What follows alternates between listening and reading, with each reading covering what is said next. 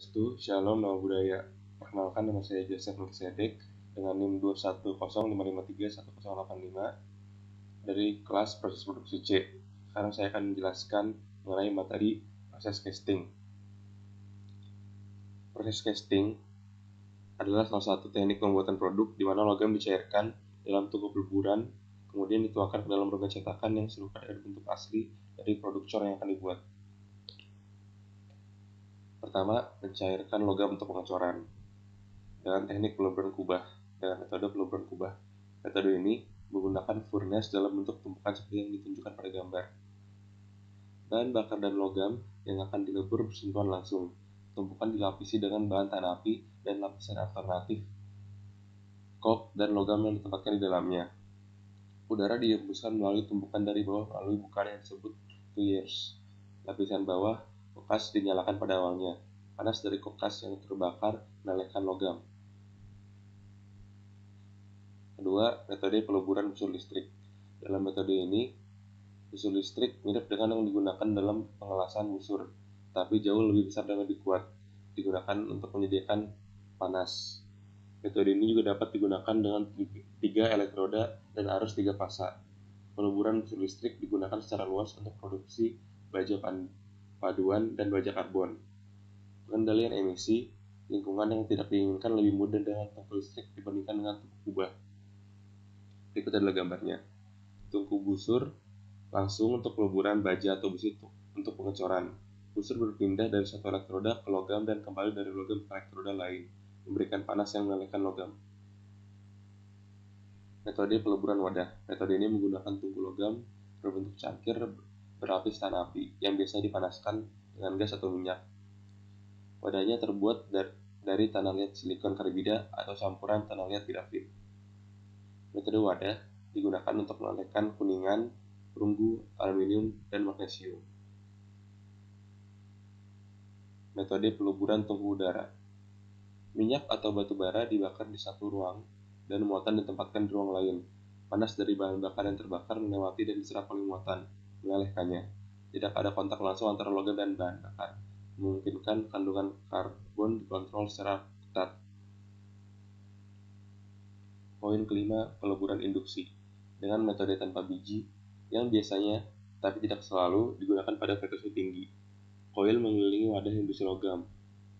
Koil terbuat dari pipa tembaga dan air disirkulasikan melalui pipa untuk mencegah koil dari pemanasan berlebih.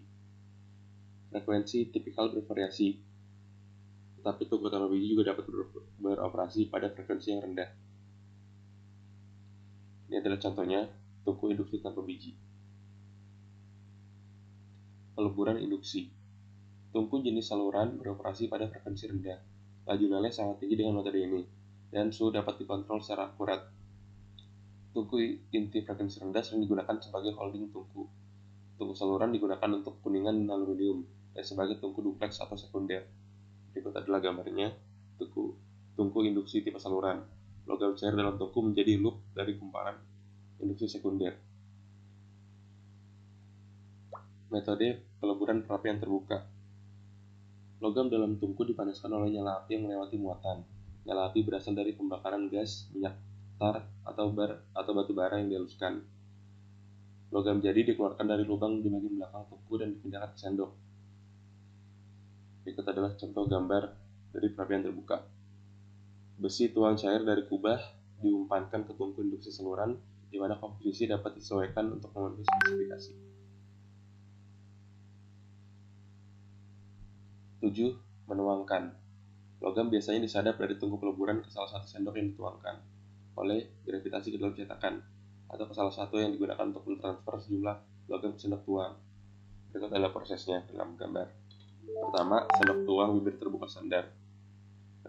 Yang kedua, sendok tuang bawah yang menghindari memasukkan terak dalam logam yang dituangkan.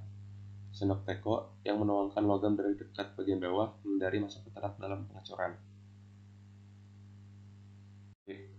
Pengecoran cetakan pasir. Dalam pengecoran cetakan pasir, logam cair dituangkan ke dalam rongga di pasir. Ketika logam dingin dan mengeras, ia memiliki bentuk rongga. Pasir dihilangkan biasanya dengan aksi pengocokan yang cukup kuat untuk menyebabkan cetakan pecah. Sebuah cetakan pasir khas ditunjukkan pada gambar 1B. dan biasanya dibuat dalam dua bagian. Polanya benar-benar terbelah. Bagian atas cetakan disebut mengatasi, bagian bawah disebut seret. Susunan cetakan khusus untuk pengecoran cetakan pasir yang menunjukkan inti kas, bak penuang penambah, gerbang, dan labu penahan dan seret. Green sand casting. Berikut adalah contoh metode green sand casting.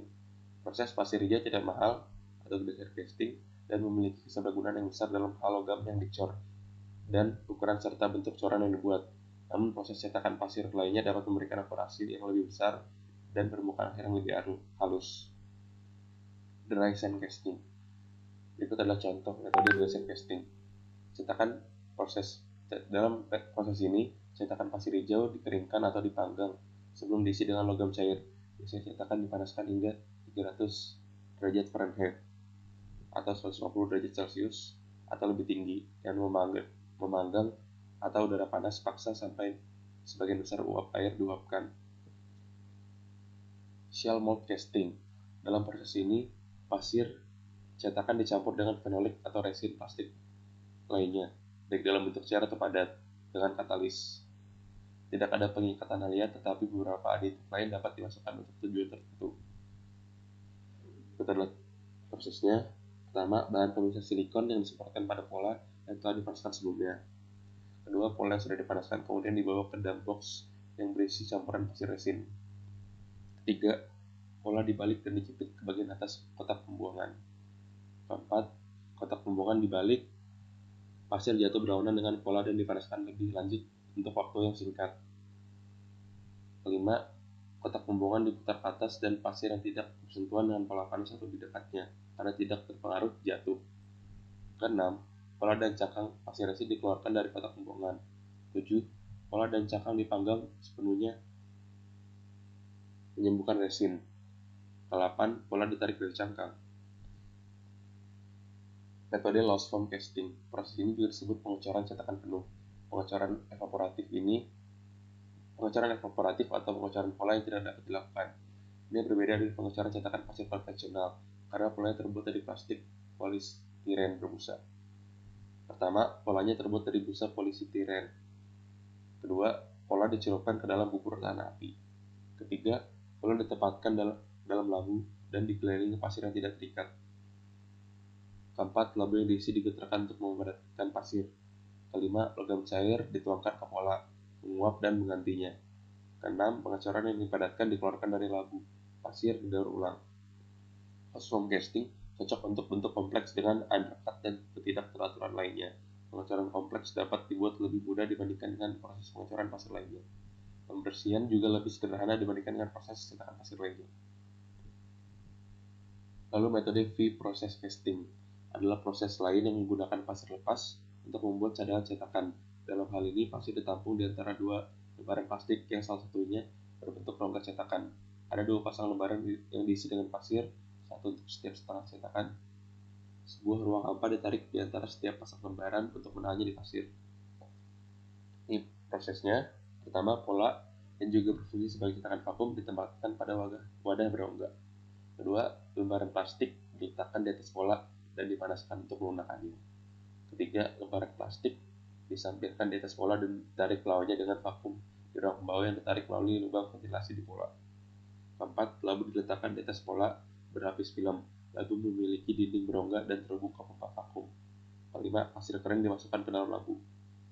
Keenam, baskom penuang dibentuk di pasir dan lembaran plastik lain ditempa. Sebuah vakum diterapkan ke labu, menyebabkan lembaran plastik ditarik erat ke pasir.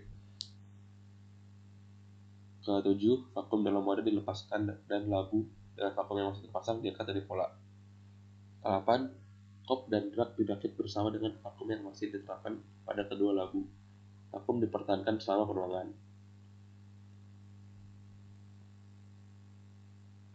9. Setelah pengecoran mengeras, vakum dilepaskan dan pasir turun dari labu dan pengecoran. Metode loam folding cocok untuk cetakan besar berbentuk lingkaran. Pola tidak digunakan. Rongga cetakan dibuat mendekati bentuk secara manual menggunakan struktur batu bata atau kayu untuk menahan pasir. Seperti ditunjukkan pada gambar, papan profil disapu dari poros tegak tengah melalui rongga kasar untuk mengikis pasir berlebih dan menghasilkan rongga dengan bentuk yang diinginkan. Cetakan dipanaskan dan dikeringkan secara luruh dan lapisan bahan terapi diterapkan. Setengah bagian atas cetakan dibuat dari serangkaian inti yang ditempatkan berdampingan di sekitar poros tengah. Pada gambar, cetakan lampu dengan sapuan berputar pada sumbu pusat untuk membentuk bentuk bulat. Sapuan yang pertama itu ada sapuan kayu, dan yang kedua itu ada cetakan lubang. Metode classless mold casting adalah proses produksi pasir hijau otomatis yang tinggi. Tingkat pengecoran lebih dari 500 buah per jam layak dilakukan. Urutan mekanis yang khas meliputi pembuatan cetakan, penempatan inti, penuangan, pendinginan, dan pengocokan. Semuanya otomatis dan semuanya dihubungkan bersama oleh konveyor di satu area produksi. Prosesnya, 1. Pasir ditiup di antara 2 pelat dalam ruang cetakan. Kedua, campuran pasir diperas untuk membentuk blok cetakan padat yang memiliki setengah rongga cetakan di setiap sisi. 3. Salah satu pola ditarik sehingga blok cetakan yang baru terbentuk dapat dipindahkan.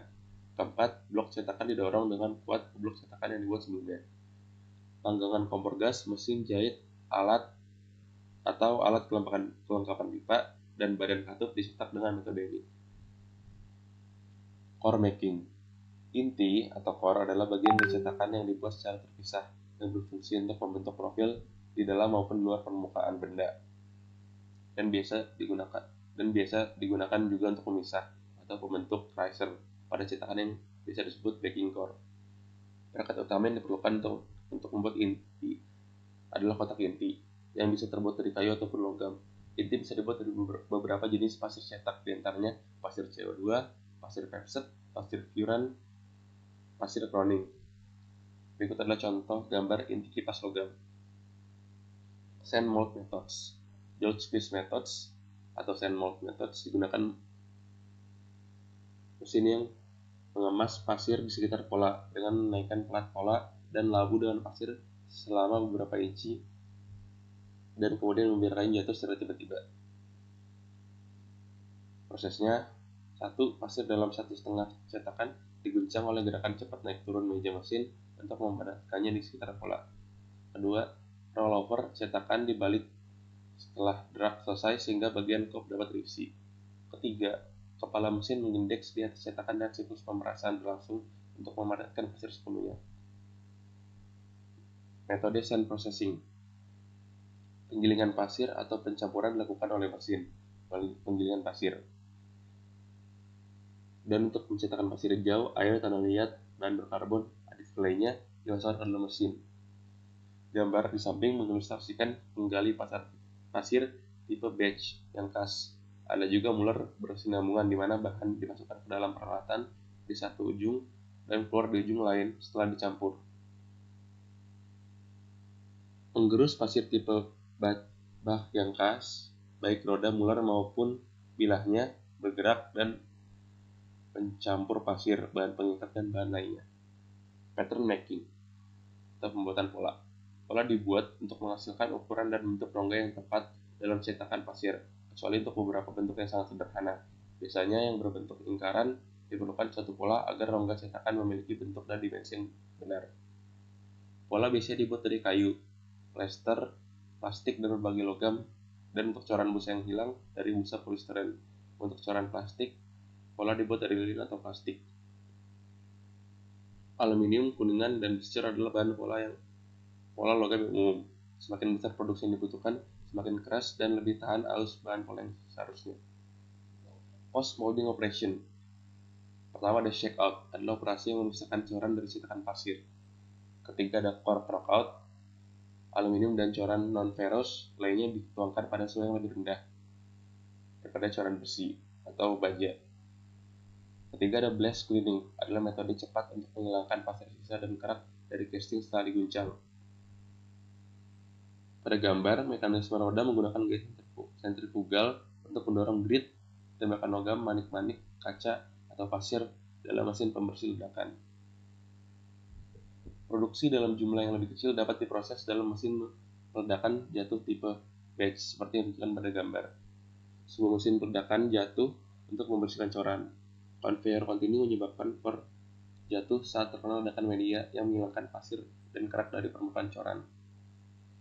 Lalu poin selanjutnya ada tumble cleaning, coran yang cukup kecil untuk ditempatkan sebagai kelompok atau banyak dalam tong penggulingan yang berputar dapat dibersihkan dari residu pasir, kerak, dan sirip dengan penggulingan. Pembersih sikat kawat sering digunakan pada coran paduan aluminium, kuningan, dan perunggu. Ini dapat menghasilkan permukaan yang mengkilap pada casting. Gate riser dan pin removal. Operasi ini terkadang disebut sebagai crackling. Hal ini juga dapat dilakukan dengan salah satu dari berbagai perangkat pemotongan logam seperti gergaji pita, gunting, roda pemotong abrasif, obor pemotong api, dan palu pneumatik. Sekian adalah penjelasan dari materi proses casting.